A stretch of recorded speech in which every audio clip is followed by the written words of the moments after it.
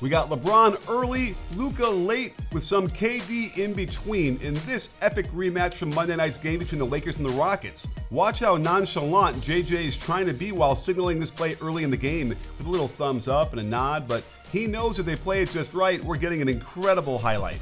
Watch LeBron's body language as he's got his hands on his hips just chilling on the right wing. He's putting his defender to sleep as they run a little get action on the other side. Now Arabia comes over to set a pin away, and normally you'd see LeBron use the screen and get it passed towards the middle. Dorian Finney-Smith is thinking the same thing as he cheats up a couple steps to squeak through. This is when LeBron lifts both feet off the floor, then splits them to utilize ground reaction forces to explode backdoor. This lob wasn't even that accurate, but how is it possible LeBron is still able to do something like this? 2018 called They Want Their LeBron Back. In the second, they run a similar concept with Arabia again coming over to set that screen, and this time LeBron uses a stampede catch where he's already running into the catch. Notice that the screener's man is a diminutive Reed Shepherd. JJ knows if he needs to switch, it's over. Şengün rotates, but there's a very real lob threat to Hayes. LeBron just splits him on his way to a nice quick jump off the one with the kind roll. Remember how much trouble the Rockets had with all the double teaming of Kevin Durant on Monday? It got KD so flustered that he was still thinking about it last night.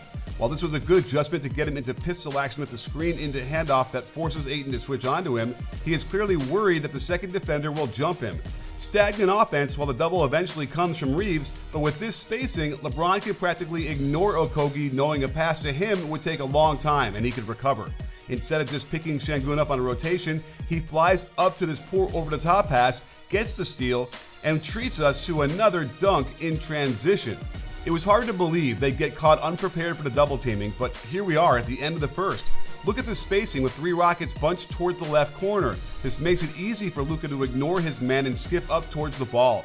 By the time Amen figures out he needs to cut to the nail, KD is already getting stripped with his careless crossover. Now, things happen, but it's how you react that's most important. KD gives up on this play as Luca calmly jogs over to the right wing, lines this shot up, and Durant makes no attempt to close out and get a hand up. Can you hear me shaking my head? They finally made a key adjustment that made all this work better. Remember, getting the ball to the nail is key on a double team like this out top, but instead of forcing it there from Durant, they had him release pressure to the wing first, and then find the cutter in the middle. Well, the refs did miss this travel, but it allows him to finally attack with an advantage as Easton goes right away, gets deep into the lane, and puts it in strong. Here's another example of that pressure release to the wing first as the Rockets spam the high post entry as another key adjustment. KD is supposed to set a back screen for Shepherd, but he doesn't like setting screens, so we don't get this possible backdoor cut by Reed. But the handoff forces another switch, and now as soon as he puts the ball down on the floor, Rui is jumping him.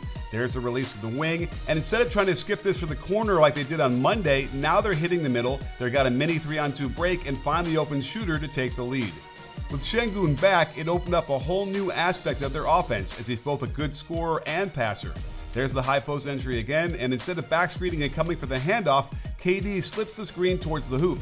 There was no need to switch this, since the instant that happens, Luca is on the wrong side of the play and KD lets them know about it.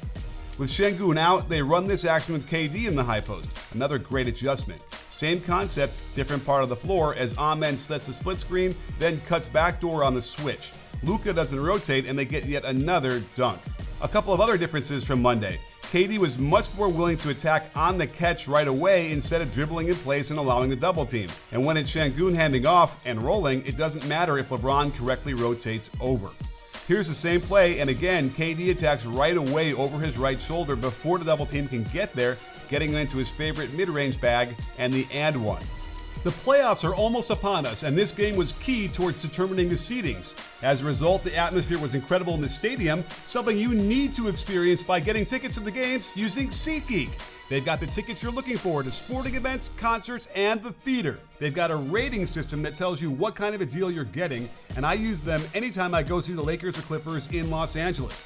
I saw Wemby in person with a great vantage point and an even better deal because of SeatGeek. The best part, if you tell them I sent you, you'll get a special deal. Use my code BBALL2025 and save 10% off your next set of tickets. So click that link and download their app with my code and save real money on your next tickets. Now let's examine how Luca is trying to get himself into the MVP discussion pretty loudly. Midway through the fourth of a tie game, they run a double drag screen across the top and force 2 switches. Check how the skip dribble gets him more explosion going downhill. Ethical basketball without a push off like some other MVP candidates we might know. Then spins away from the defender to cold swish this over a double contest. You'd have thought Ime would have taken a page out of the Lakers playbook and sent a double team to make anyone else beat you but Luca. Instead, they leave Amen on an island, a little bump staggers him back several feet, and the audacity to just step back and let this one fly? Good contest, better shot, and Luca lets everyone in the arena and at home know that's what I effing do, baby! And LeBron back there looking like, gee, it's nice to have this guy in my team. Clinging to a 2-point lead, they want to attack Şengün in the pick and roll up high, but nobody prepared me for this one. With the elite of the elite defenders guarding him and trailing the ball screen, Luka goes behind the back? Exposing the ball like this is audacious to say the least, but it gets him right to the elbow. The rotation would normally be Durant steps up and Smith low-key sinks down, but it might not have even mattered as Luka freezes him with a no-look lob on time and on target to Rui for the flush. I sometimes feel like Luka is just screwing around out here, don't you? Up by 4 and looking to just end this, they run the same exact play to target Şengün. This was great defense to push him within an inch of committing a backcourt violation. The key is that Luka breaks right back for the ball so they can run the action towards the middle. I don't like how Şengün takes himself out of the play with an extreme hedge here, and Luka just calmly uses his body to protect the ball, but also exposes it to Thompson again, who's probably shocked he'd even try it.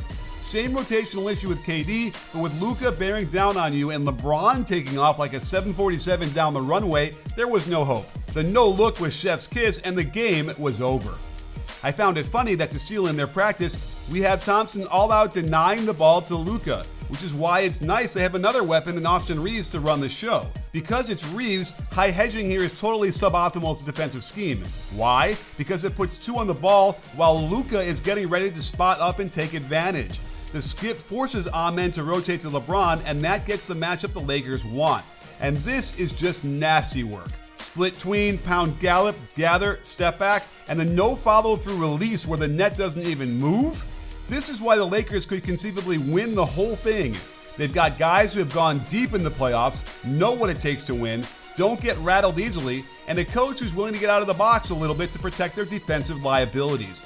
If LeBron keeps giving us throwbacks to 10 years ago, then be prepared for an all-time run to the finals, which would be the crowning achievement to his incredible legacy.